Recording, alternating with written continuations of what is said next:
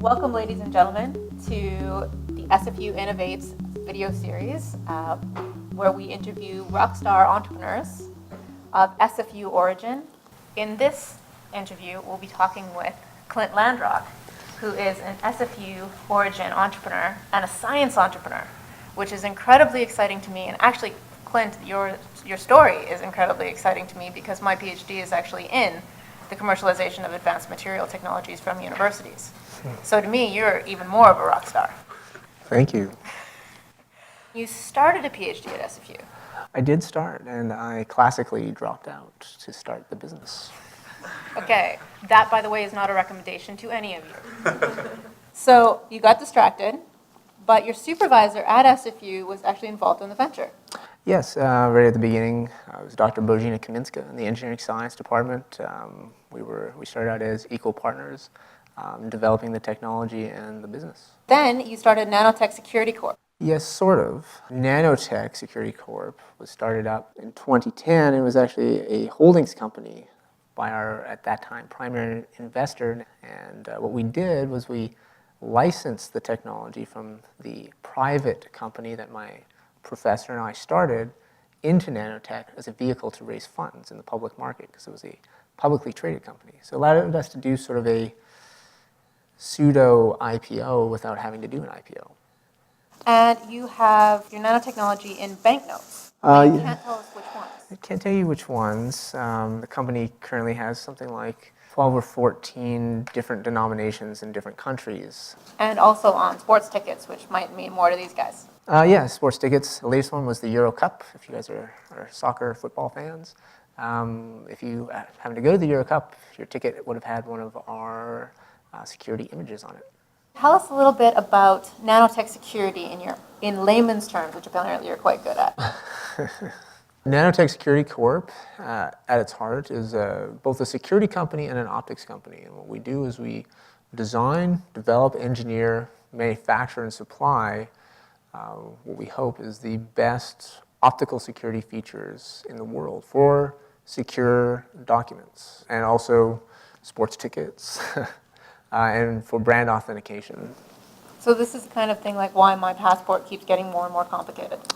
Yeah, and really our goal is to simplify the process. Often a banknote or a passport, especially the Canadian passports, there's upwards of 10 to 20 different security features. And the approach there is to try to basically throw everything in the kitchen sink onto a document to make it more and more secure. But at the end of the day, the public, the professionals may only use one or two of those security features. So the counterfeiter really only has to beat those. And what we aim to do is have a security feature that is really all-in-one, where it's one feature that just simply cannot be counterfeited, and anybody can use it, right down to the forensic, RCMP, FBI level. When I first started up this venture with my prof, I was working with the people in the UILO. I was a very technical engineering scientist person. I didn't know a whole lot, although I had a good business sense, I think. And they were going to set up an angel investment forum for us, which sounded great. All I really had to do was create a dynamite presentation and show up. They took it a step further and they actually arranged for a dry run presentation with a bunch of the entrepreneur residences at SFU. So people of industry that have a large experience, entrepreneurs that consult to the university in the context of how the university can work with businesses and things like that better. I did my elevator pitch to these guys, and then they gave me a bunch of good feedback, and at the end of the presentation, one of the guys there was Doug, who was an entrepreneur in residence. And he came up to me and said, hey, I know you have this angel investment forum coming up in the next week or so.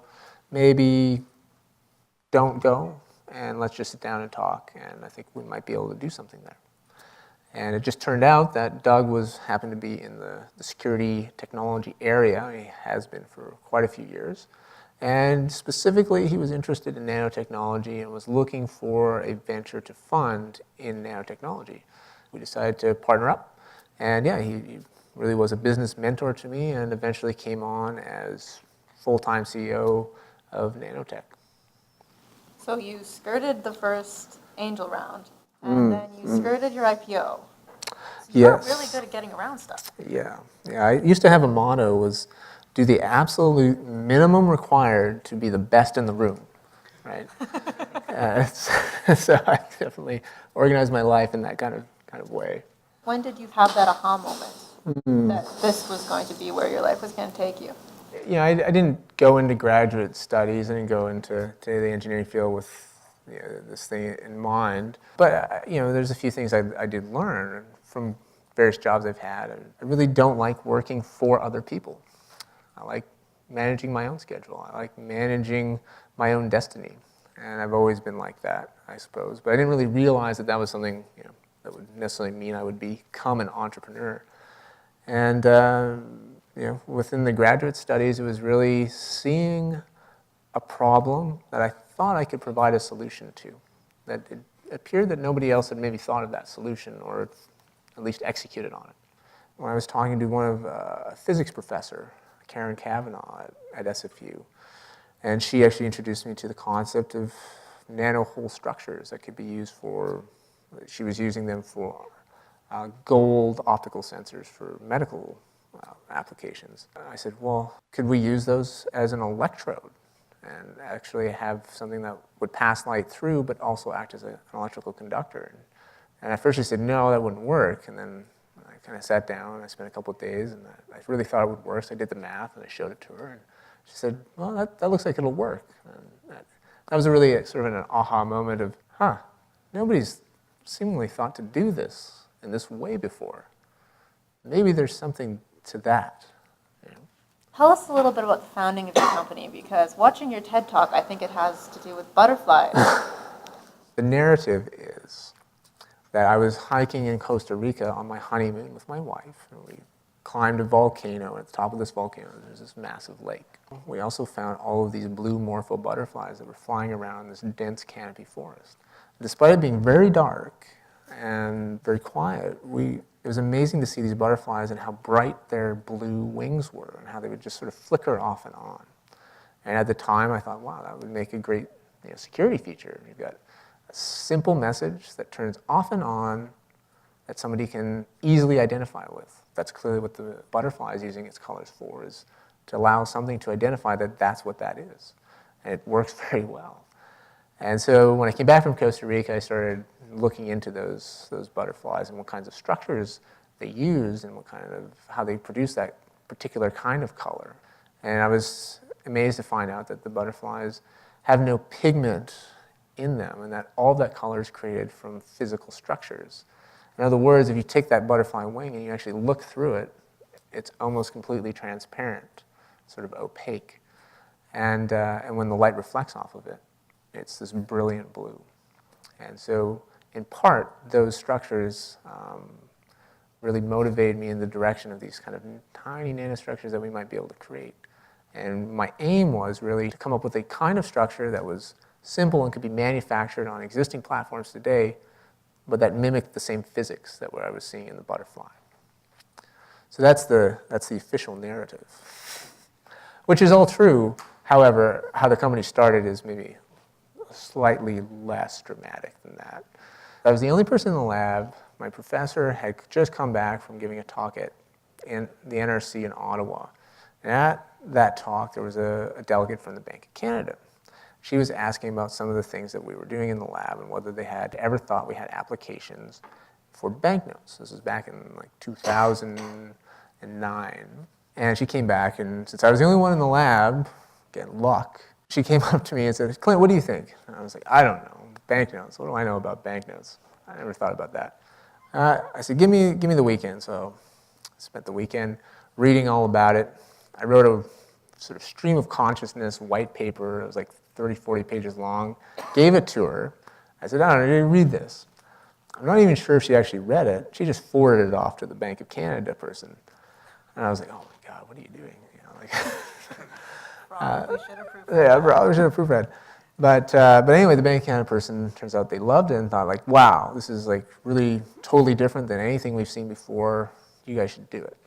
And that really spurred on the idea of doing something in anti-counterfeit. I didn't know exactly what it was going to be or how it was going to look, but kind of design the architecture of what might have been possible, and that's sort of how we got started. And now you have a company that has, I believe, more than 45 employees. Yeah, something like 45.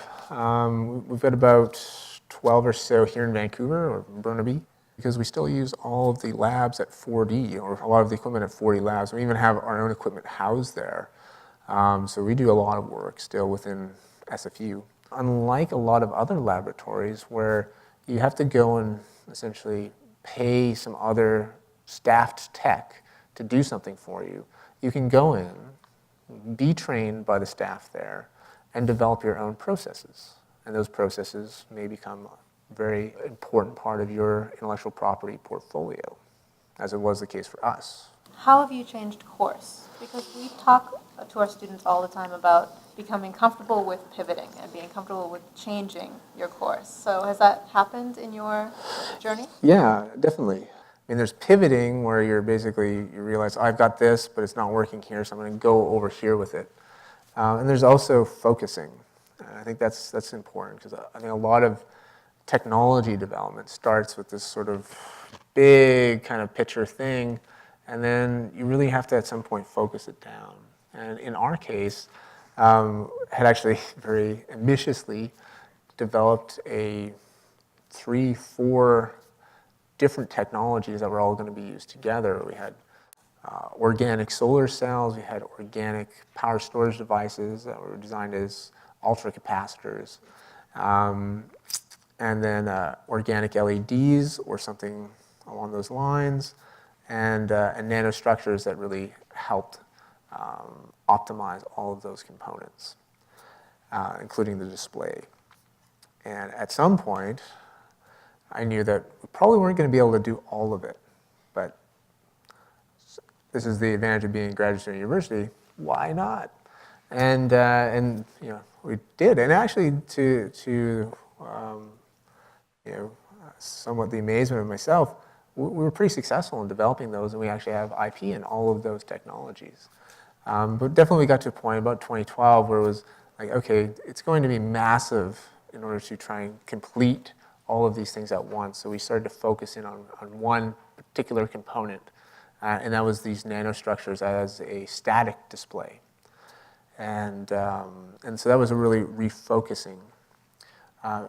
Another refocusing moment was, okay, we're making technology for secure documents, but which market or sub-market within that? Do we go after banknotes? Do we go after passports? Do we go after the really big ones that sound really good, like pharmaceutical industry and brand identity and all these kind of things?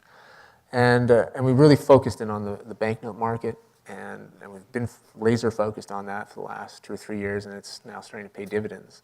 You can't be everything to everyone if you're going to go far fast. Yeah, I mean, it's the old engineering adage, right? Cheap, quick, good, pick two, right? And sometimes you just need to pick one. So yeah, no, I mean, it's that refocusing. Would you be willing to share with us maybe a failure? Failure. Yeah, I don't like that word failure, because it implies that you set out to meet an objective and you were unable or incapable to do it.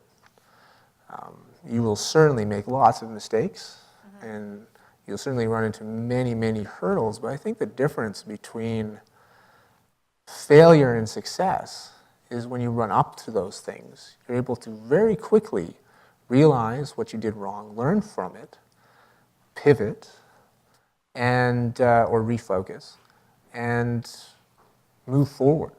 Right? The key, I think, or at least I found for myself, was being able to stop, try to look at it, the situation as objectively as possible, and realize, how can I move this forward without giving up? And there were certainly lots of moments where I wanted to give up because it became hard, whether it was some very difficult employees or intellectual property, licensing issues, things like that creep up, and you just want to throw your hands up in the air and you're like, is this worth it, right? But it is. You should be the biggest fan of whatever you're developing or whatever your business is. not everybody else is, including the people that may come to work for you. One of the big mistakes I made in really early days was assuming that everyone else was happy to work like 12, 14 hours a day with a smile on their face and was just really happy and psyched to see the next step achieved. Some people just want to come in and they want to put in their time, and of course they're happy to see the next step achieved, but they're not as psyched about it as you. And recognizing that early, and not necessarily getting rid of those people, but recognizing what people's strengths and weaknesses are, and then managing them appropriately to be successful in their own right, is a hard lesson learned that something I could have learned a lot faster, I think. You and I specifically talked about non-disclosure agreements. You had told me there was specific advice that you would give first-time entrepreneurs because they're often scared of non-disclosure agreements. Yeah, I'm the kind of person that is very non-risk adverse. A lot of people aren't like that. A lot of people are very risk adverse and they're very concerned about how things can go. And I've definitely worked with people previously where, for example, something like an NDA, they look at the NDA, they read it, maybe they go get a lawyer to look after it, and they start to get really worried about it.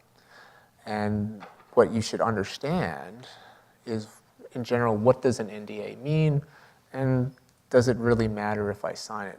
You're kind of required to sign one before everybody can talk because the lawyers want you to, but they don't really mean a whole lot. They can, I mean, don't get me wrong, there are legal implications there, but it shouldn't scare you off, right? So if you are an inventor of a technology and you want to approach a company, for example, to buy that technology, and they ask you to sign an NDA, you have to realize that by not signing that, that means that you're not going to get to talk to that company, and your technology is, it's worth zero if you are unable to convey that to other people.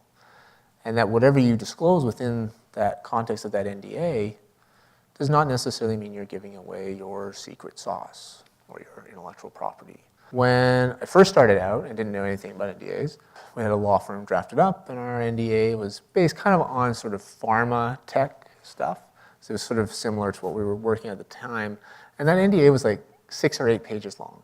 Nobody wanted to sign it. So we were always stuck with signing other people's NDAs for the most part. After a couple of years of doing that, I went to the lawyer and said, look, make the NDA 1 page. And they said, no, we can't do that. It's impossible. I said, no, do it. Anyway, they made it about 1.5 pages, and that was okay. And we've more or less used that same kind of NDA for the last 4 or 5 years.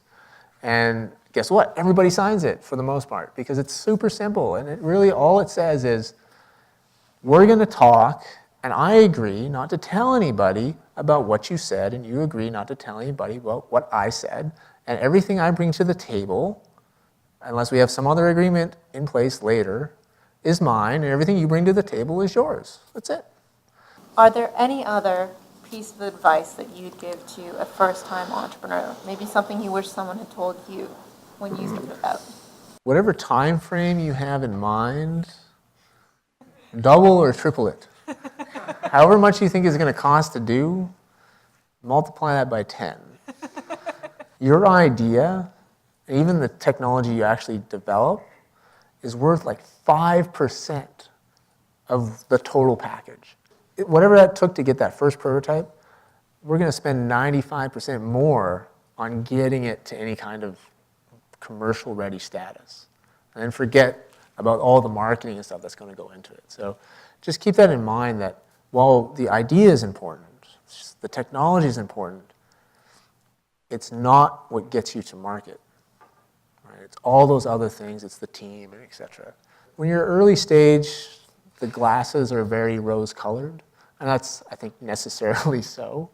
What scares me is the idea of having a job just so I can make money, so I can do all the other things I want to do. And I think that's at the core of why I never really liked working for other people, because I was always working to meet somebody else's goals, not my own. Nobody can work 16 hours a day every day for their entire life doing the exact same thing. That's boring.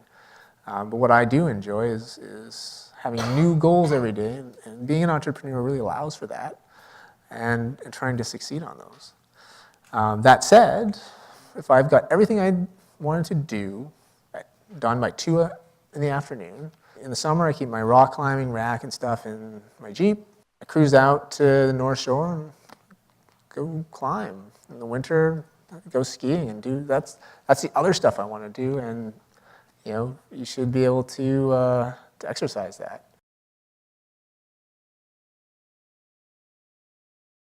After writing this white paper, the people at the Bank of Canada said, it's really good. And we said, okay, what's the process? And they're like, well, we're not going to, I don't know, this may be edited out of the video. We don't want to deal with the university. You have to start a company. And this is a very fair comment from industry that you will get. People are scared of working with a university for many different reasons. Probably the biggest one is they have a bad reputation for wanting to share intellectual property, and they're very big, and they have a lot of money, and companies don't want to have to deal with that. SFU has a team of lawyers. Why do I want to deal with that? It's much easier to deal with just an individual who has maybe one lawyer, and one agreement and one contract.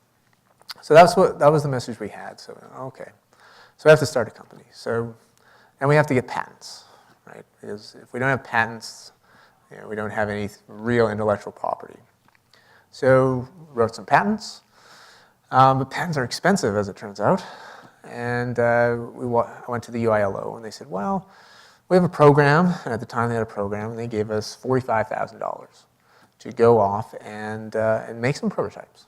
And so we built some. So I built some early prototypes, enough to write the patents, and that 45 grand also at the time actually. So the 45 grand went to the prototype development, and SFU with our current deal that we had with them was paying for all the patent development, or paying for all the legal fees.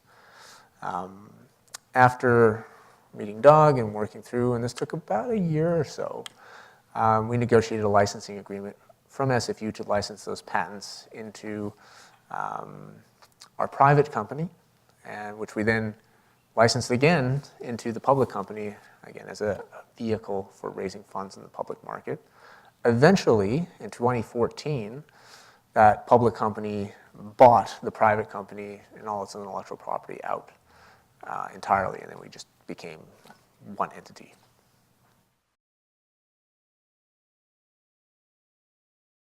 Let's assume you have an idea. Well, you should try to develop that idea into something that is a prototype. Hopefully it doesn't cost you very much. And the earlier you take somebody's money, the more you're going to give up long term. So it's a question you'll have to ask yourself as the entrepreneur is, what do I want and how much am I comfortable giving up? I am not the CEO of Nanotech, in part because from the very first day I said, I don't want that. And I said I didn't want it at the time because I knew that I couldn't concentrate on developing the business and developing the technology all at the same time. I needed help, I needed partners. And that was one of the reasons why I think at the time too, Doug was not necessarily, you'd have to ask him, but my guess is he was not necessarily aiming towards being full-time CEO. But I really wanted that because I really thought at that time I needed that. And I don't think I was wrong about it.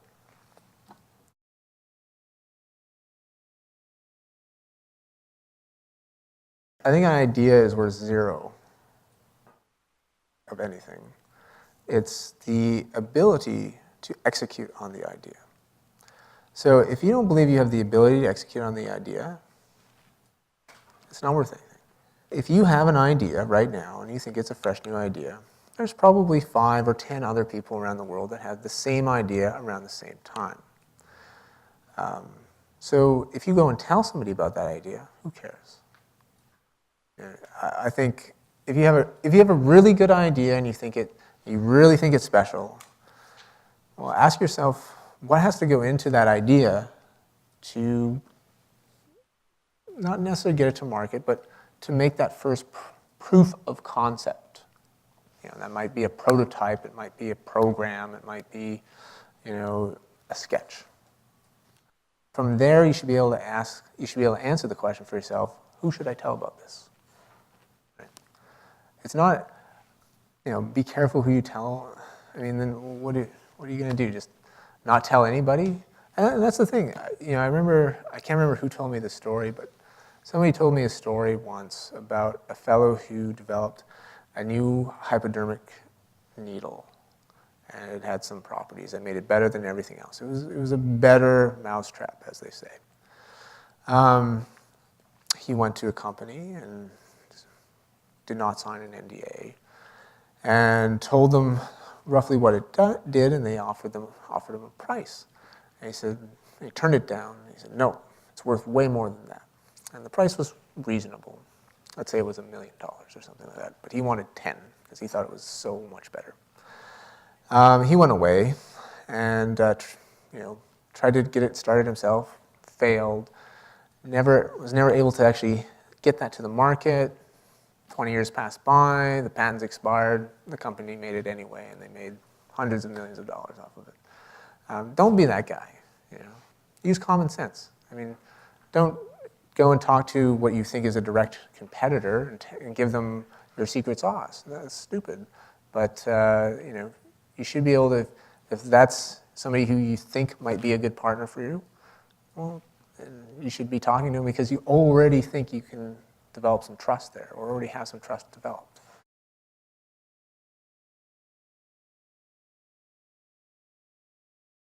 Well, you protect yourself depending on what it is. If it's a piece of code, you might protect yourself based on copyright law. If it's an actual mechanical device or electrical device, file a patent. If you can't afford to file a patent, which really you should be able to, for at least there's something called a Provisional Patent in the US, and it's relatively low cost. It's more or less as much work as writing an abstract and maybe a sketch to at least file it. And what that provisional allows you to do is it gives you a year to go out. So you have a year of protection guaranteed. It's never published, and you can go out and seek that investment. And nobody's going to invest in your technology unless you have some kind of intellectual property secured. And that provision allows you to do that. At the end of that year, if you decide, it's not a very good idea, or I've got a better idea, this was really just kind of the early stage stuff and nobody wants to invest in it, you can drop the provisional. It's never published, it's never made public. At the end of the year, you actually have to do the full application, and you're looking at probably a few $1,000s to get that in. Right? And rule of thumb, I use over the lifetime of a patent, 20, 25 years, you're looking at about $500,000 that you're going to invest.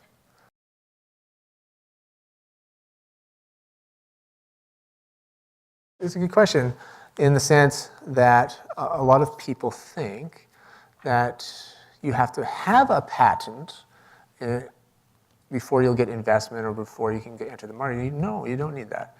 You need a patent application. You need patent pending. I don't know an industry really in the world that you have to have an issued patent. Now, that said, an issued patent is stronger to a certain degree than a patent pending application. From an investor standpoint, quick to market is very important. And as the business owner, or particularly the technical person, setting the expectations of how long it will take to get that to market is an important thing to manage. Because as I mentioned before, however long you think it's going to take, it's probably going to take a little longer. So even if you think you set the right expectations, those expectations probably will change. And you do need to be able to manage that, right? Especially when you're using other people's money. As soon as you put it in, you've got a filing date. This is also true of a patent application. So you have a filing date. And then there's many stages towards getting an issued patent. And it might take 1 to think the longest one I've seen, not one of our patents, but another company's, it was like 7 or 8 years before that patent was actually issued. So as soon as you file your provisional, you have a date stamp, and that stamp is your priority date. So you have priority. That means that if somebody puts in a provisional tomorrow with the same invention, you have priority. You win. The provisional patent doesn't last a year. What the provisional does is it adds potentially 1 year to the lifetime of your patent. You get one sort of freebie year to do whatever you need to do to define what the full patent. And when you say patent, you should say invention, right? It should be the same thing, and a lot of people don't treat it that way, and that's how it should be treated. So if you have an invention in mind, you get to give yourself a placeholder for a year on that invention that you have in mind, and you get to spend a year developing it to its full extent. And then that transfers into a patent application. And what a good patent lawyer will advise you is basically you should have an almost complete patent application ready to go for the provisional. So when you get to the patent application stage, it's sort of seamless and you're just adding maybe a handful of items that you've learned over the last year. You've got a great idea, you've got proof of concept, you've got some prototypes, you put in a provisional with everything you understand about it, and you spend the next year sort of looking at the market and testing it and seeing if anybody's going to actually want to buy this. Right? It's a great opportunity to do that. And then without penalty, if it doesn't look like it's going to go or you want to pivot somewhere else with it, you just cancel it and then do another one. But yeah, playing the priority date game it's a bit of a gamble, right?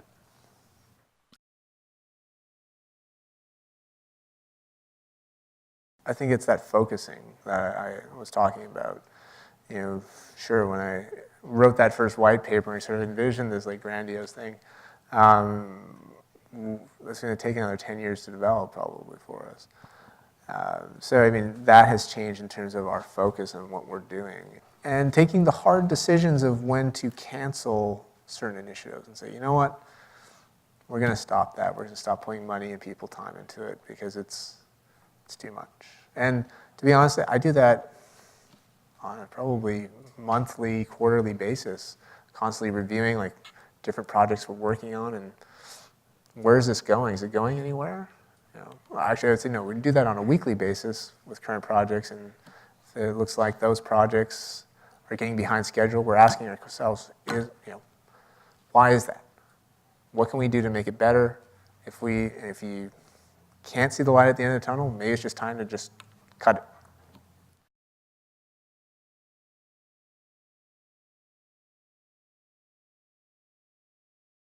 So my master's was not in nanotechnology.